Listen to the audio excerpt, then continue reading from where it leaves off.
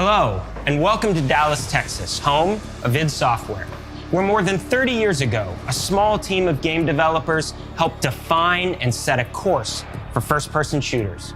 A lot has changed since then, but our team is as passionate as ever.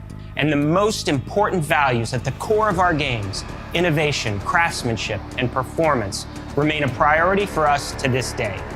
And as you're about to see, those values are infused in every aspect of this latest installment in the legendary Doom franchise.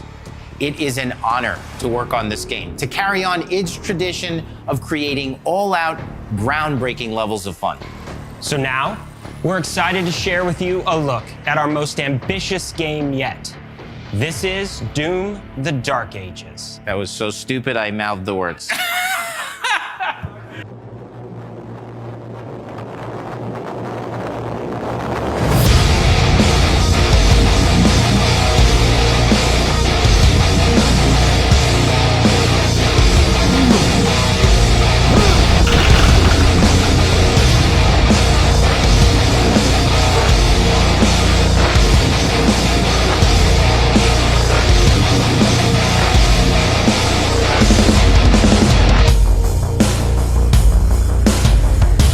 Hey everyone, how's it going? I hope everyone's been having a good January so far. I know I have, especially with all the heat going on. The summer heat, that is. Ranging from 28 to 38 degrees on some days, on top of outages and internet loss. That's always fun, especially out where I am. But anyway, on top of that, I've been powering through, like I've already said before in other videos, some of the Sonic games. And recently, I just completed all the stories for the characters in Sonic Adventure DX, with some mods on top of it. And let me just say that I have had a blast with this game, for the most part. Two things, though, I did not like were Big Cat's campaign and the camera system. Both of them suck.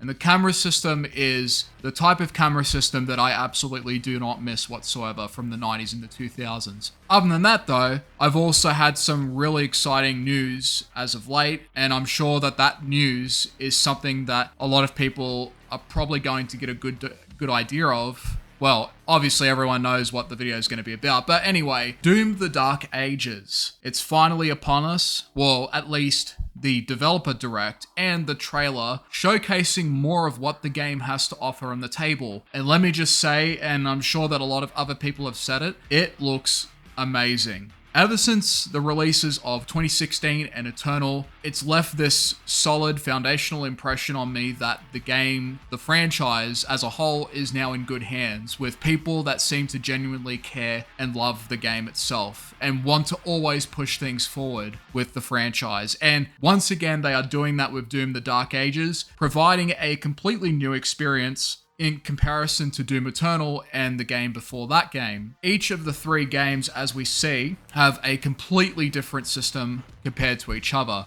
As Daddy Martin said, in Doom 2016, you run and gun. In Doom Eternal, you jump and shoot. And in Doom: The Dark Ages, you stand and fight. And not only that, but in Doom: The Dark Ages, it seems that in a literal sense, the wheel of time has spun all the way back to the classics. The classic Doom games are dear to me. Ever since I got into the modding scene and ever since I've explored the countless array of mods and projects and conversion projects that have come out of the woodwork from that community alone. It has given basically infinite replayability for me to immerse myself in, and for me it is the perfect comfort FPS game that I can just hop in and out of no matter what mood or feeling that is going on in my head during the day. Doom: The Dark Ages seems to be more in relation to classic Doom than the other two Doom games, and that is for two fundamental reasons. One, the horizontal-based gameplay. In classic Doom, it was more boots on the ground. You didn't have to jump around vertically. In fact, there wasn't really any verticality at all unless you were on top of, one layer of a floor. Other than that though,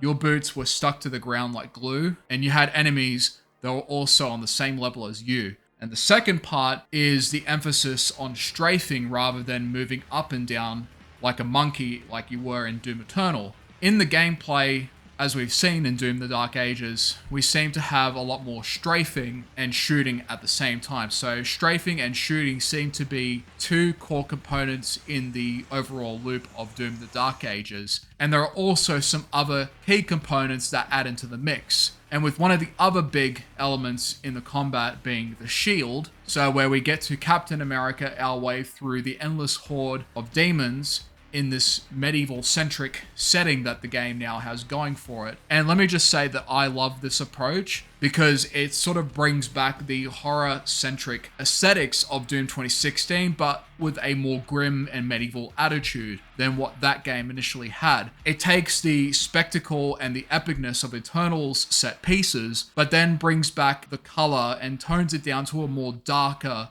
and more brimstone-like setting, as in Doom the Dark Ages. And I've always personally preferred Doom 2016's look more so than Doom Eternal's more arcade gamified like look. Whenever I play Doom Eternal nowadays, I have to be in a specific mood to play it. And what I mean by that is that if I'm in the mood for fast and frantic gunplay, then Doom Eternal is one of those games I'm going to gravitate to alongside other games like Ultra Kill. But when I want something a bit more grounded and simplified, then those are the last games that I will see myself going to, because my mind isn't really in the mood for the mental gymnastics and the multitudes of combos and inputs that are circling in my mind whenever I play those two games, knowing that I have a lot of buttons to think about if I want to play more optimally in the future. With Doom the Dark Ages though, it seems to be that they are going for a more simplified control scheme that will still enable you to perform a multitude of actions that will dynamically change based on the outcome as well as the situations that unfold during the combat. For instance, with the way glory kills now work in Doom the Dark Ages, you have more command over the actions than ever before. In 2016 and in Doom Eternal, all it took was one button and then you would have a preset animation that may play depending on where you're aiming towards the opponent. But in Doom the Dark Ages, you can physically interact with the glory kills after you press the button by doing specific actions with your melee weapons. And I think this is great because it may potentially open up different opportunities for more unique kills than in comparison to what you had in Doom 2016 and Doom Eternal, where there's only so many animations that the Slayer can go through in rotation based on how many, kills that he may get during a run and where exactly he will aim the reticle, so to speak. In Doom the Dark Ages, it seems to be more of a case of, I may stun this enemy, but then I'll follow it up with a mace to the head, and then from there, we see the outcome of our attack in a real-time sense, rather than in a fixed, locked-in animation. And I think this is potentially a great move towards the grounded and real-time feeling of the combat, where we're never once broken out of the loop just because of an animation that takes place. But depending on how many outcomes can come out of this new system remains to be seen. I'm hoping that we do get to see a great variety of kills, not just from one melee weapon, but the other two melee weapons that come into play. And maybe if there's like a rhythmic pattern towards doing the glory kills during these real-time animations, maybe we can double it up with, say, a shield and flail combo, or say a shield and fist combo, or a fist and mace combo, things like that, where we can sort of, where we can develop our own combos during this real-time animation stuff. It's still something I'm processing in my head, but what I really appreciate the most about this method in Doom the Dark Ages gameplay is how these dynamic opportunities that come in the combat is streamlined into this one button or two button sequence. Contrast this with, say, Doom Eternal, where you have more buttons that do a multitude of different things that make up the overall combat loop. Now, I don't remember the exact quotes or words said, but Hugo looked in retrospect to Doom Eternal's design, and it said along the lines of saying that he made the game too complex. Now, I think what he may have meant by that was the approach to the game's combat and the array of buttons that you need to put into play whenever you're in the combat zone. Now, it's not so much that Doom Eternal's combat is overly complex, but to access the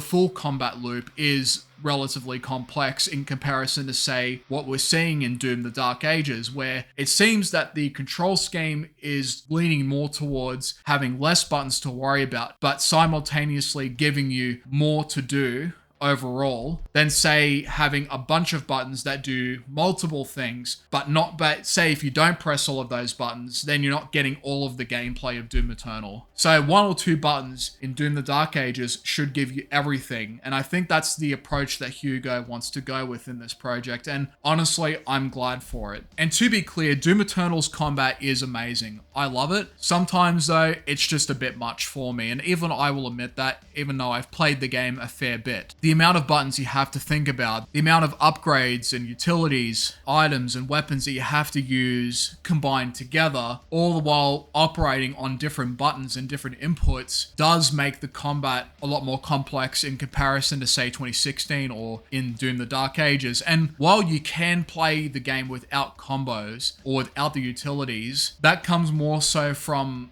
just experiencing the game a lot and then pushing yourself towards limitations or perhaps towards new ways to approach the game's combat system. In Doom: The Dark Ages, it's going to allow, or at least hopefully allow, new and unique ways of approaching the combat within its loop, but with a more simplified scheme rather than, say, what Doom Eternal has under the table. In 2016, that game gave you a lot of freedom to do what you wanted to, but at the end of the day, it was a lot more just run and gun, use whatever weapon you want, point and shoot at the enemies, and then that was it. Whereas in Doom Eternal, you had a lot more to worry about. You had the blood punch, you had the frag grenade and the ice bomb, you had the mods on the weapons, and then you had the different buttons that you could assign to then come up with combos for the weapons, including the blood punch and the equipment, to maximize your damage output as much as possible, effectively utilizing your entire arsenal with a whole bunch of buttons pressed at the same time. It's not unlike what you see in fighting games where people study and analyze movesets that require multiple button inputs. And Doom Eternal has some commonalities with that, not to the fullest degree, but there is some comparisons that you can make in that sense where people have developed, they have analyzed, and they have practiced all of these different combos using a sequence of buttons that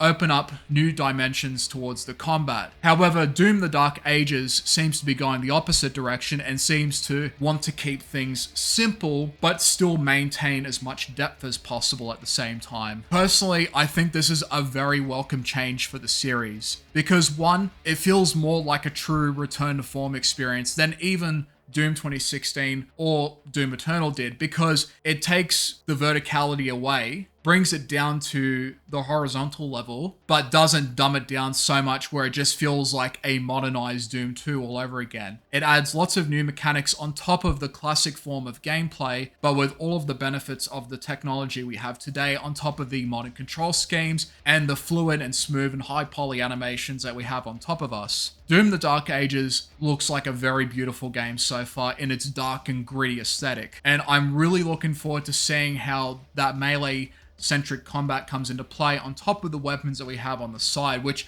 by the way, I love the designs for these weapons too. When I was looking at some of these weapons, I was thinking along the way of Hexen or Heretic, but without all the wizardry shit, but just rather crude, brutal, but effective weapons that felt like they were forged in the fires of hell. Some of the weapons seem to match the description that I had in my head, and my favorite thus far, at least from a design point of view and an execution point of view, is the skull gun. The one where it quite literally grinds out skulls and then shoots out the splinters or the fragments of the skull towards enemies. And I love this approach. So it's like a machine gun, but you're literally shooting the remains of skulls, the remains of living beings from before towards other demonic hordes, or maybe even just demonic skulls towards enemy hordes. And what I was thinking too in my head while I was looking at this is what if you could find different types of ammo for the skull gun, where you can find different skulls that have maybe unique properties that you can put into the skull gun that may have different effects towards the enemies. What if you could downsize, say, an imp skull, put it into the grinder of the weapon, and it will have a incendiary effect because imps are known to fire fireballs frequently. That might be a neat idea. Maybe it's something that they may have already explored. I'm not 100% sure, but it would be cool to see if the skull gun weapon has different types of ammo that you could either find or maybe even craft. Again, this game has a lot of potential to experiment with its weapon arsenal, not just in how they're used, but also in the types of ammo that can be utilized with the unique elements and properties that can also open up new strategies towards dealing with all of these new enemies that they're throwing at us now. The game looks fantastic overall. I love the classic Doom vibes, but in a reimagined sense, where it's not just Doom 2 all over again, but it's like, hey, remember Doom 2 and remember liking it so much? Well, what if we take the strafing and we take the horizontal gameplay, but then we add all of these melee mechanics into the mix. We add some other elements too with the weapons, and we add this parrying system and the dazing mechanic. Oh, and on top of all of that, let's add a difficulty modifier where you can now finally curate your own kind of difficulty in the game, going down to specifics like, you know, say the speed of projectiles or the dazing window, or say the parrying window, things like that, on top of the standard difficulties that you have in the Doom series. Difficulty modifiers and modding, I'm telling you now, I guarantee this will make for infinite replayability in your game. If you have those two things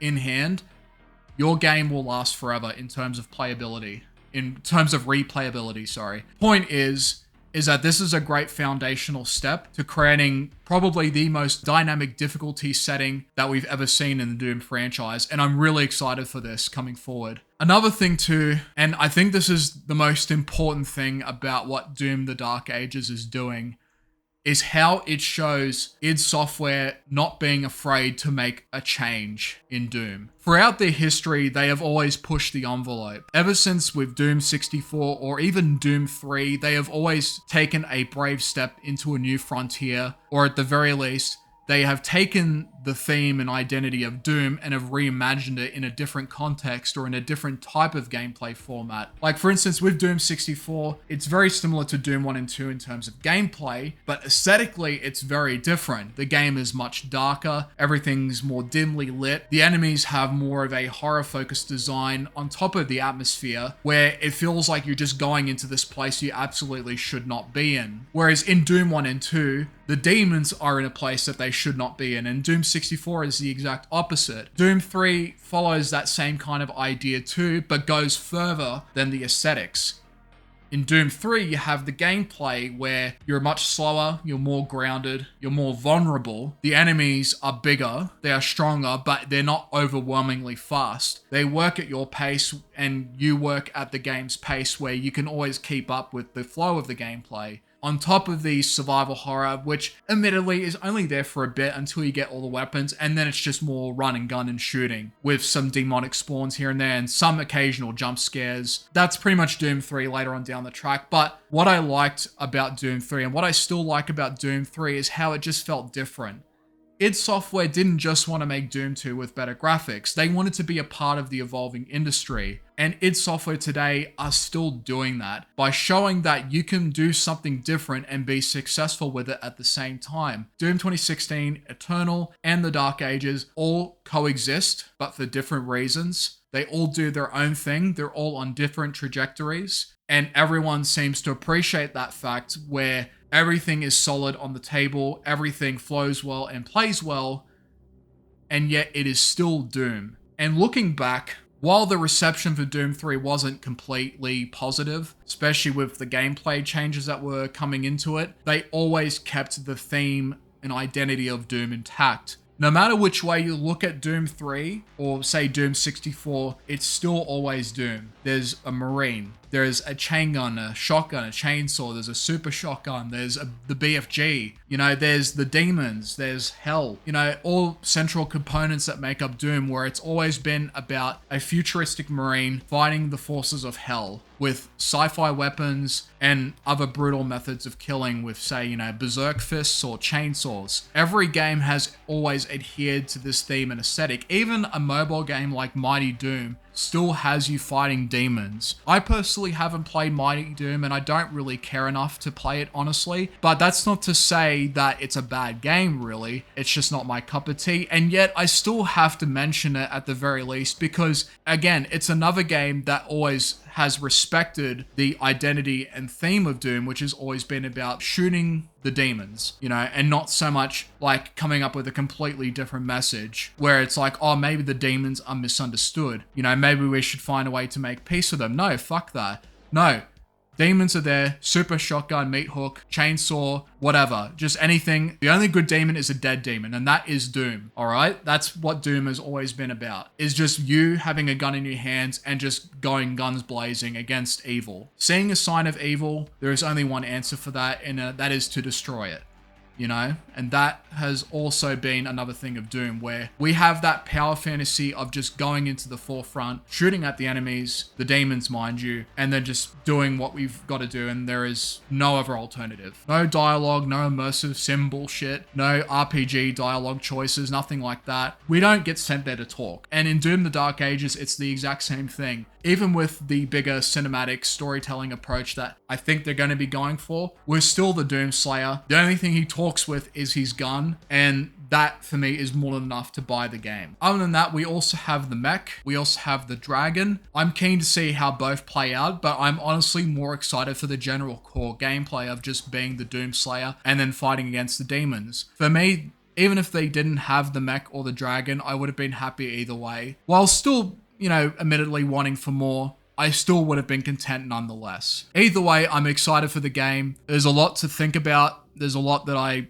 want to see happen. There's a lot of things I want to see unfold in the game. On top of its gameplay, its graphics, its exploration and story. The game definitely has a lot to live up for, but considering the track record of the modern Doom games, I do have some confidence and hope that this will be another third strike winner. But anyways, exploration looks promising. I do like how it's going to go back to the exploratory nature of the first two Doom games, at least that's how I'm perceiving it, where we also get to sort of tackle our objectives at our own pace and explore and just enjoy the majestic scenery, well, at least the hellish scenery of Doom the Dark Ages, and just sort of go things our own way. Because with Doom Eternal, when you think about it, it's always been very fast paced, and like not just in the combat, but in also the exploration. Like it always felt like you were being pushed from one arena to the next. And in Doom the Dark Ages, it's like, yes, the combat is still going to be frantic, it's still going to be fast, but the world is going to be vast and wide. You're still going to have some pace and space to go about and explore the world that's been created, where you can find secrets, find, new sources of power, things like that, and do it in the way that you see fit.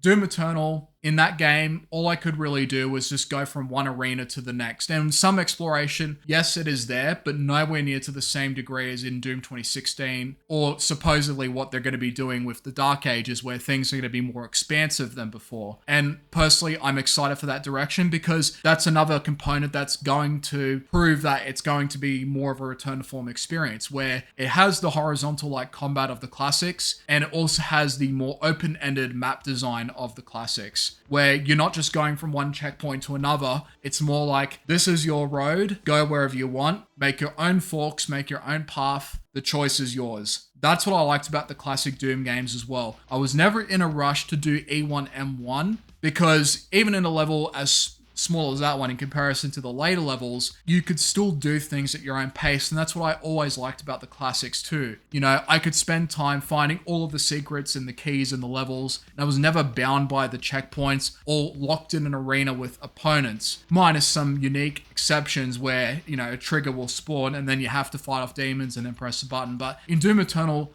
I was always locked in an arena. Doom the Dark Ages, I don't think that's going to be the case, and I'm honestly glad for that. Now, other people have gone into a lot more detail, into specifics about what Doom the Dark Ages is going to bring to the table. People have further broken down the gameplay, but for me, I just wanted to go on a ramble about the game and just start talking about Doom again off the dome, and just, coming up with, just a more laid back, reaction to the game, where I'm just thinking on top of my head how I was feeling at the time of the viewing of the Dark Ages, and seeing all of the new features that are going to be added on top of the completely different design direction towards the gameplay, the exploration, and I guess the story, depending on how they handle that. Either way though, the game looks incredible. And this shows that the first half of 2025 is just going to be a banger. And all of this is before GTA 6, by the way. We're getting Doom the Dark Ages before GTA 6. And maybe we might also get Dust 2 before GTA 6. Nah, just kidding.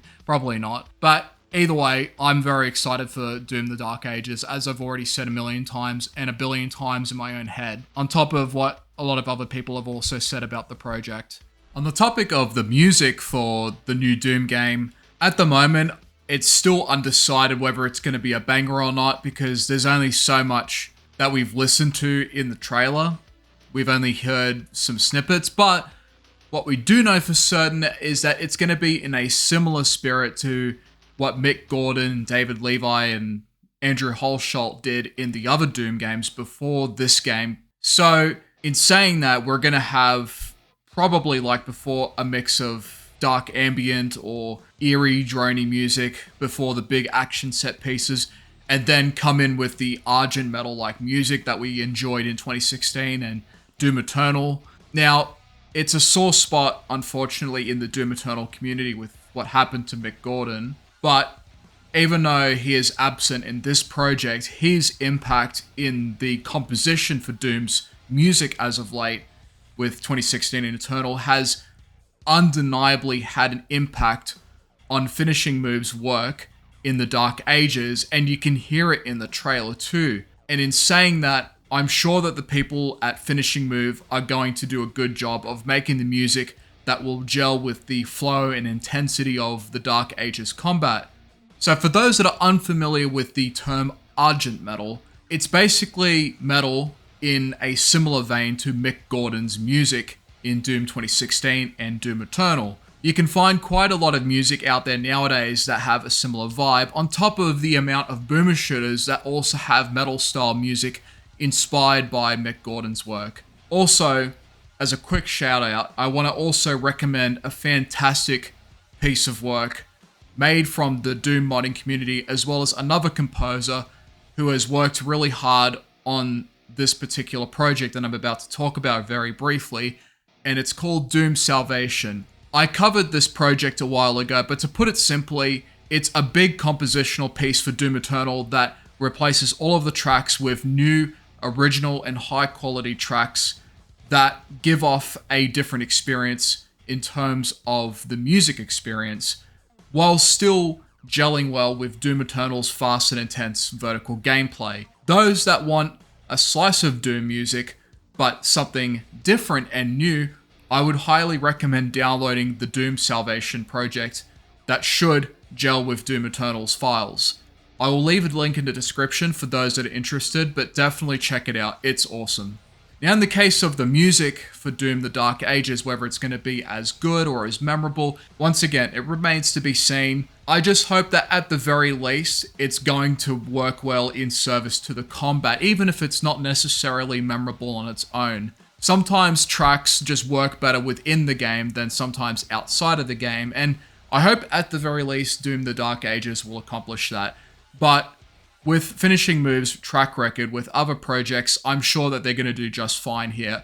And with the amount of impact that Mick Gordon has had on the history of modern Doom's music, I'm sure that they're going to operate on that sort of sound and then amplify it with a big, talented studio of people that have created some good compositions before in the past. They definitely have a lot of work on their hands in terms of the musical content, but once again, what we've heard in the trailer so far sounds pretty promising, and I can't wait to hear the rest of it. To the team of id, and to Hugo, and to other people that are crucial to the project's success, I wish you all good luck. I really do hope that you send this off with the proper respect that the franchise deserves, as you guys have done in the past. And I hope that this game also reminds people that id Software have always tried to break the envelope in the past with the Doom franchise. It didn't just start with the modern Doom games. They tried to do it with 64 and Doom 3 as well, even though they didn't quite always get the same reception as in comparison to the modern Doom games. But it all correlates to the team's,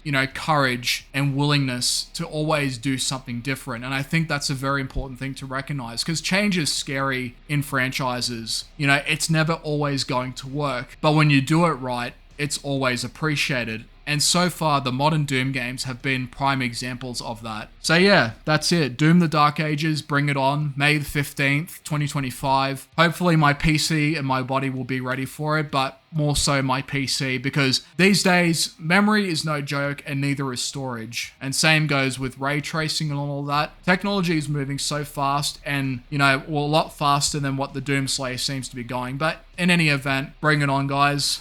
I hope to see you all in May. I will be buying Doom the Dark Ages. I will be playing the shit out of it like a lot of other people are. I'm not missing this out. Anyways, thank you all for watching. Thank you all for hearing me talk out of my ass. And next video will be something along the lines of, let's see, Butcher's Creek.